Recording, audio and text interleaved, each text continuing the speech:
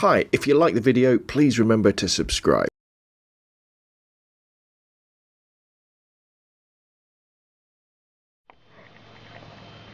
Hi, I'm Rob from robandphoto.com, and what I'd like to do today is just do a short kind of comparison almost of the HTC Desire Android phone and the Samsung Galaxy Nexus phone, and kind of explain maybe some of the reasons why you think about upgrading your HTC Desire for something like the Galaxy Nexus, as I have done. I've had the HTC Desire for 2 years now, probably got some of the first ones that came into the UK, and so got it on a 2-year contract through T-Mobile.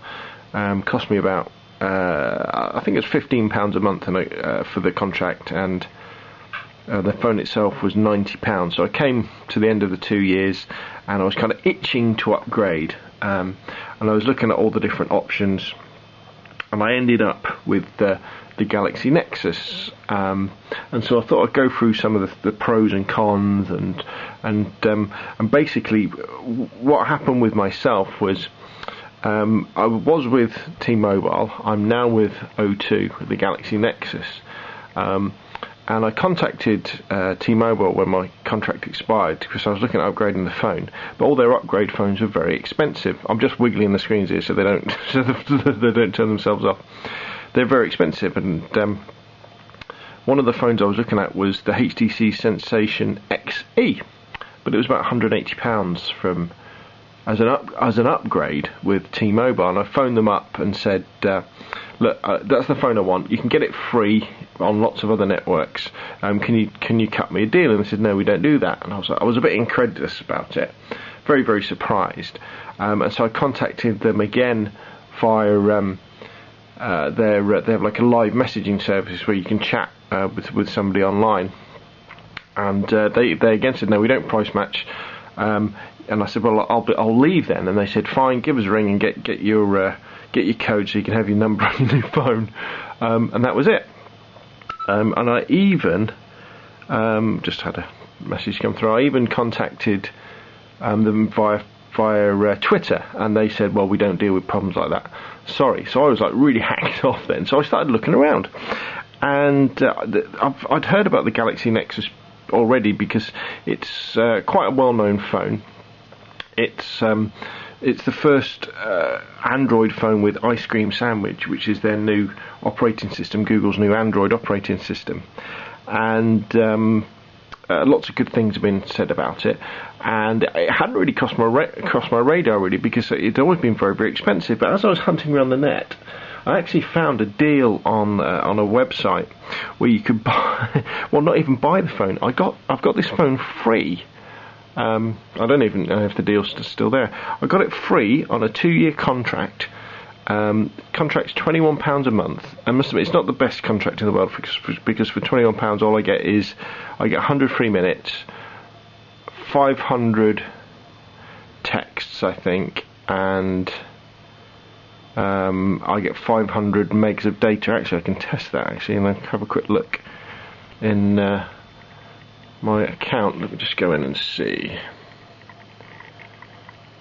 This is a handy little app you get with O2 actually, where you can go in and you can actually check the minutes you've used, the text you've used, and the data you've used as well. It just takes a while to log in. Let's have a look. So I've got 97 minutes remaining, I've got 500 texts remaining, and I can go and I can look at my data plan, and I've got 440 megabytes remaining, so that's not too bad, is it? So anyway, so I snapped them up because, to be honest, I couldn't believe the fact that I was going to be getting the phone for free, so I ordered it straight away. Phoned up T-Mobile to say, look, I'm leaving, cancel my contract, and they were like, and then they said, well, why? And I explained why. I said, I've tried to contact you 3 times and you haven't helped me out at all. But anyway, let's get back to looking at these phones. Let's say I was a bit hacked off with T-Mobile, but here we go. The Desire's passed on to my wife, who now has it, and she does it on pay as you go. Now, obviously, the first thing you'll notice is the massive difference in screen size. The Galaxy is one of the larger Android phones, about the same size as a Sensation XL or a Samsung Galaxy 2. It has this kind of curved screen which makes it nice to use, and it doesn't really come across in the video, but this screen is absolutely fantastic. The colours are superb. Again, you're kind of looking at this on video, so you know we're losing quite a bit of the quality that you'll get. But it really is a very, very nice screen indeed, and very sharp, really high resolution. Everything looks amazing on it, and it really is a big selling point. I recommend if you're thinking about upgrading, go into your local mobile phone shop and have a look at the screen, because it really is very good. The downside of having the big screen, however, though, is that it's not really a one-handed device. If you want to do stuff, with the Desire, you can kind of go and use it like that, and it's dead easy. But you tend to be straining a little bit on the Galaxy Nexus, so you tend to use it a bit different. You tend to hold it there and then peck at it with one finger. One of the main reasons I wanted to upgrade my phone was I kept running out of memory on my HTC Desire, so I had to uninstall apps and reinstall apps, and it was getting a bit of a pain. With the Galaxy Nexus, you've got 16 gigabytes of memory, which is more than enough for my uses. However, do bear in mind that it's fixed at 16 gigabytes. There is no mini SD or SD card slot for it. So you know there's no expansion that way. Where with the Desire you could add mini or micro SD cards to any size you wanted, and you could in fact route the phone to improve the app-based memory as well. But I found it a real joy not having to worry about running out of memory for apps, and I've kind of gone a bit app crazy. You can see the home screens I'm flicking through here, but you've also got the ability to create folders now. So for example, if I click on that one, that Google folder, all of a sudden there's all these other apps in there as well, and even things like having a lot more music on the device as well.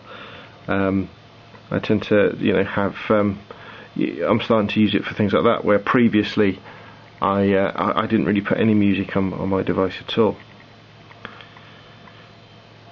So memory wise, a lot better, but do just bear in mind that you are limited to 16 gigabytes with the Galaxy Nexus. Camera is another thing that people think about when they're upgrading the phone. You've got a 5 megapixel camera on the Galaxy Nexus. We've also got, I think it's a 1.3 megapixel camera on the front, so for things like video calling, Skyping, Google Hangouts, very good that way. What I particularly like about it as well is that the editing controls are a lot more extensive than previously on the HTC Desire. So for example, what we can do now is, if we go into some of these settings here, we can do usual crop, red eye reduction, face glow, etc. We've got a proper straightening tool now, very similar to the ones on like Picasa or the old Picnic. We've got lots of things like cross-processing effects, Lomo effects. Let's undo that. What else have we got? We can add a vignette, we can add film grain, we can adjust the vignette that way. Nice black and white, and we can even go in and, for example, increase the contrast by bumping up the shadows, bumping up the highlights, that sort of thing, and then you can then save that edit and work that way. However, the catch to that is the fact that, like many apps, the built-in photo app, as far as I've been able to ascertain so far, downsizes the resolution when you're editing your photographs. So instead of being full res, when you edit the photographs, they become smaller, which is a bit of a pain. And I haven't found a way of editing in full size using the built-in apps. I'm a big fan of Neil and Teresa's Vignette. So I would say, if you're serious into your photo editing and want to retain the resolution, you've still got to use a third-party app like Vignette to do that. High def video recording we now have on the Galaxy Nexus. That's really good. Obviously, one of the big changes is the fact that we've now got Google Android's Ice Cream Sandwich operating system, where we see that there's quite a lot of good improvements. Things like you have, if we press this button here, let's put it in my hand so I can do it properly. Whoops. You kind of have all the apps you've been using, so you can kind of click on them to go through it to do that. Whereas with the old Galaxy Nexus, you used to press and hold the home button, didn't you? And then you had sort of the apps that are open that way. So that's good. You can probably see down the bottom we've done away with all the hard buttons. All there is these soft buttons. So we've got a home button there, we've got a back button, and we've got the sort of the apps we've been using. You can turn off apps as well, though. If you can just flick them to one side, and that I think that shuts them down as well. So that's very, very good. There's a lot more control about how you can use the phone and things like that. Ice Cream Sandwich seems very, very powerful as well. This does have a faster processor, but I never really had a problem with the speed of the HTC Desire anyway. I thought it was very good. But obviously with the latest operating system, you do get all the latest versions of the app. So things like Gmail looks very nice. They've improved it, and we've also got things like let's go in. There's a beta version of Google Chrome now, so you can actually have a full browser on your phone. And what's especially cool about this is that it kind of syncs up with your desktop bookmarks and everything as well. See if I can remember how to do this now. If we go in here and we go bookmarks, and then I've got all my bookmarks from my desktop on there, which is pretty good. And if you're signed in on your desktop to Google Chrome, you can actually open up the same tabs that you would have on your desktop on your mobile. So it's pretty amazing. And obviously you'll be getting all the latest and greatest versions of the apps with Ice Cream Sandwich. So that's really cool that way as well. You might have noticed that down the bottom there's no trackball. That hasn't really become a problem yet. It's quite intuitive the way that you copy and paste, for example, and do things like that. You kind of, what you do instead, I'll show you on this Google Docs thing.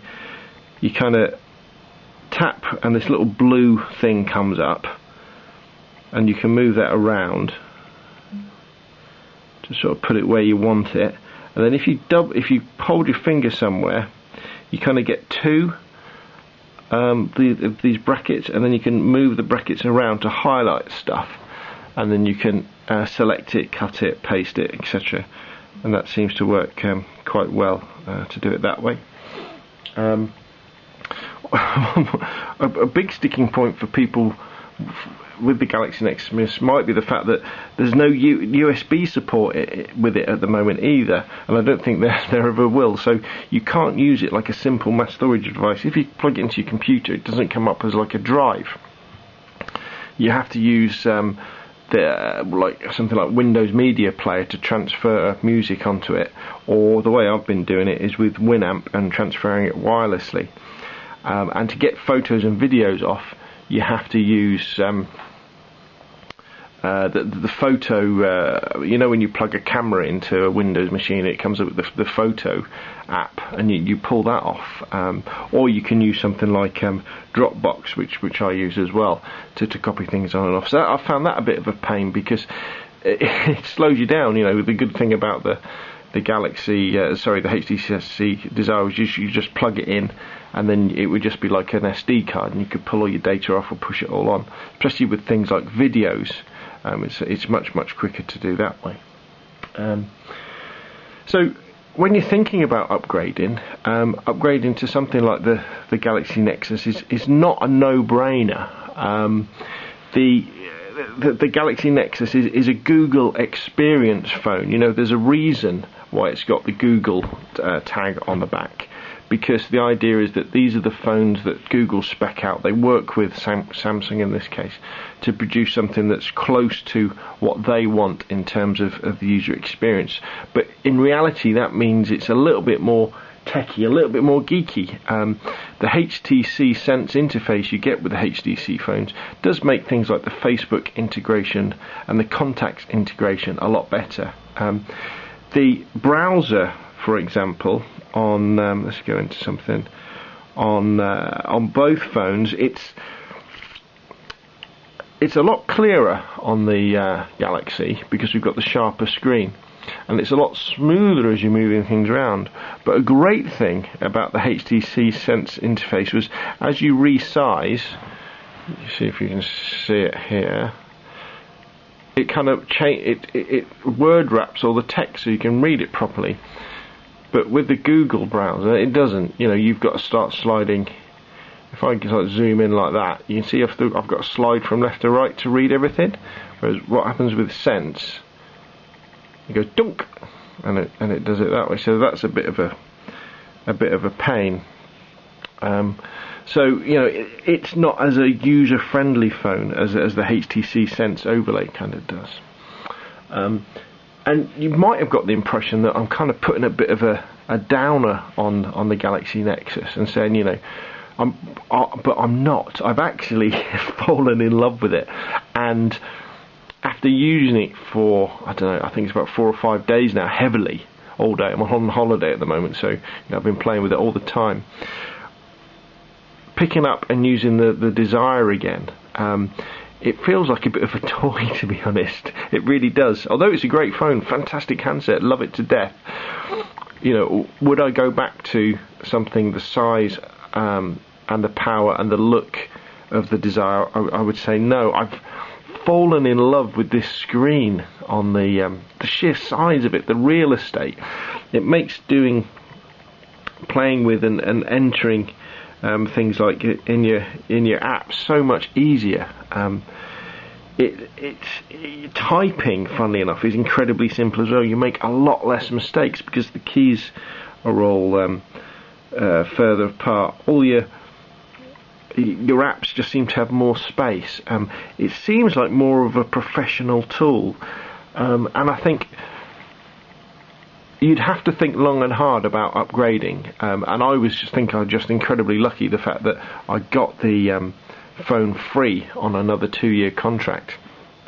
But I think the Galaxy Nexus is a fantastic phone. It really is, and I've loved using it. It's more like a portable computer. I know this is going to sound a bit silly, isn't it? But I always felt that the Desire and things like the iPhone, because of the size and the fiddliness of them, they're really just data and media consumption devices that you use to read things, or watch things, or look at things. It's difficult to get data into them because if like me, your thumb's getting in the way. But it's almost like I don't like using the word tablet, but it is almost like a mini tablet, with all that implies in the fact that it's easier to write things and physically work on the device. And I'm really looking forward to exploring the possibilities of the Galaxy Nexus and taking advantage of all that power and all that screen real estate to have this amazingly versatile device in my pocket. So to kind of sum it up, should you upgrade your Desire to a Galaxy Nexus?